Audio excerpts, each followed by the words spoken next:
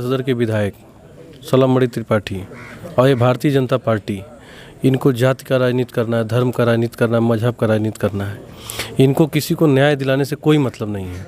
जो देवेश दुबे हमारे नेता के आने के 24 घंटे पहले कह रहा था कि अखिलेश यादव जी हमारे बड़े भाई समान हैं, हमारे पिता समान हैं, मैं उनसे मिलूंगा, अपनी बात को रखूंगा। आखिर किनके कहने पे, किन वजहों से उसको मिलने नहीं दिया गया? आज जिन व्यक्तियों ने उनको रोका है, देवेश दुबे को रोका है मिलने के लिए, उसके पीछे केवल दो ही कारण है।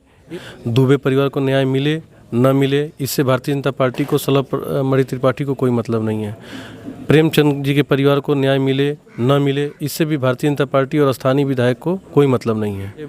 इनका जो बेटा है वो जानना चाहता है कि हमारे पिता को किसने बुलाया, हमारे पिता को हत्या किसने की, ये भी परिवार जानना चाहता है। परिवार है दुबे परिवार, उसमें जिस तरीके से पूरी घटना हुई, सुबह बुलाया गया प्रेमचंद यादव को, कल अखिलेश जी भी कह रहे थे, तो बुलाया गया, कैसे बुलाया गया, उसका अभी तक ना पुलिस ने पूरी तरीके से खुलासा किया है, ना तो किसी ने उसका खुलासा किया प्रशासन ने।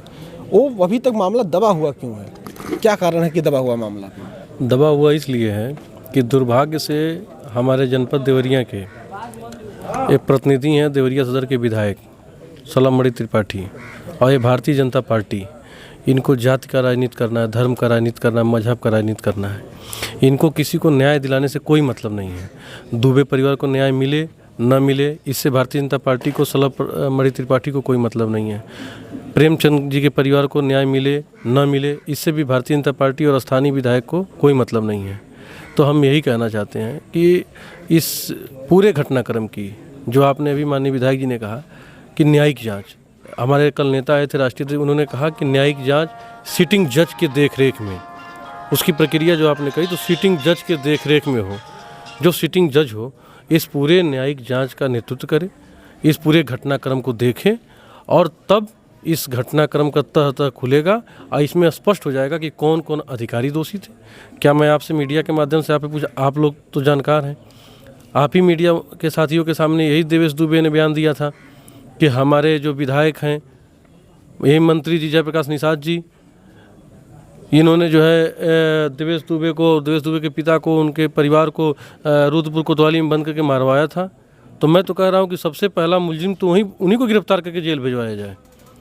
क्यों भिजवाया जाए? क्योंकि उन्होंने प्रताड़ना की थी देवेश दुबे के अनुसार।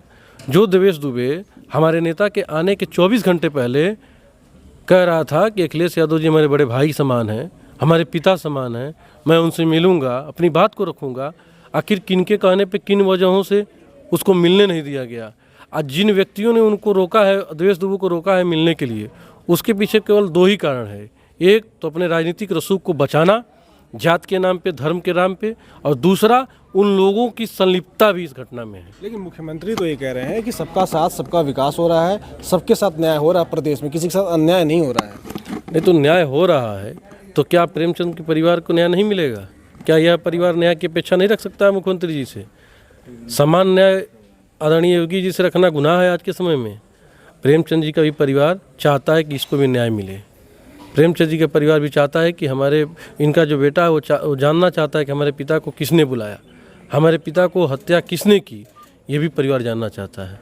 बिल्कुल, ये परिवार जानना चाहता है कि आखिर शुरुआत कहाँ से हुई, किस तरीके से हुई, क्योंकि एक साथ दो परिवार पूरे ख़त्म हो गए और किसकी गलती की वजह से, मतलब शुरुआत किसने की, जिसके बाद ये रिट्रेट हुआ, लोग वहाँ गए, उस परिवार के लोगों को मारे।